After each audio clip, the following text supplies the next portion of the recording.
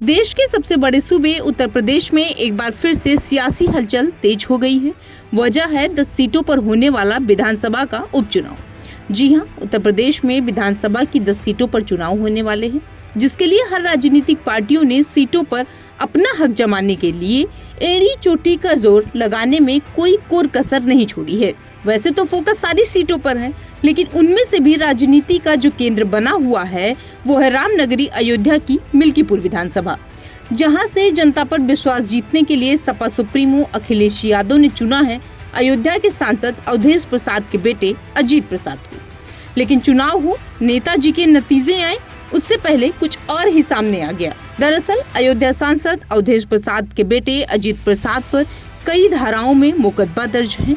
उन पर धमकी और मारपीट के आरोप हैं।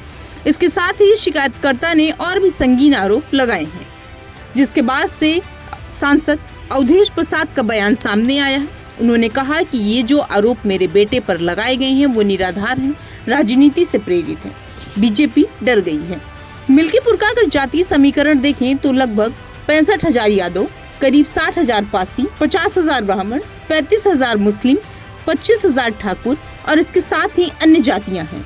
मिल्कीपुर के सियासी समीकरण में ब्राह्मण, यादव और पासी अहम भूमिका में हैं। सपा की नैया को अभी तक यादव, मुस्लिम और पासी के सहारे जीत मिल रही थी, तो वहीं बीजेपी सवर्ण और दलितों के सहारे मझधार पार करती हुई नजर आ रही थी। मिल्कीपुर सीट सुरक्षित होने के बाद से यहाँ पर 2 बार सपा ने झंडा लहराया है, तो वहीं एक बार बीजेपी का कब्जा रहा है। अब जब लोकसभा चुनाव में अयोध्या से अपनी किस्मत आजमाने और जीत दर्ज करने में अवधेश प्रसाद सफल हो गए हैं, और यहाँ पर अब कौन बाजी मारेगा ये देखने की बात हुई। जहाँ पर एक तरफ लोकसभा चुनाव में बीजेपी पूरे उत्तर प्रदेश समेत तमाम हिंदी और अवधी भाषी क्षेत्र में अपना दबदबा बनाना चाहती थी, वहीं अयोध्या की सीट ही उसके हाथ से फिसल गई। अब भारतीय जनता पार्टी मिल्कीपुर से जीतकर अपने जख्म पर मरहम लगाना चाहती है।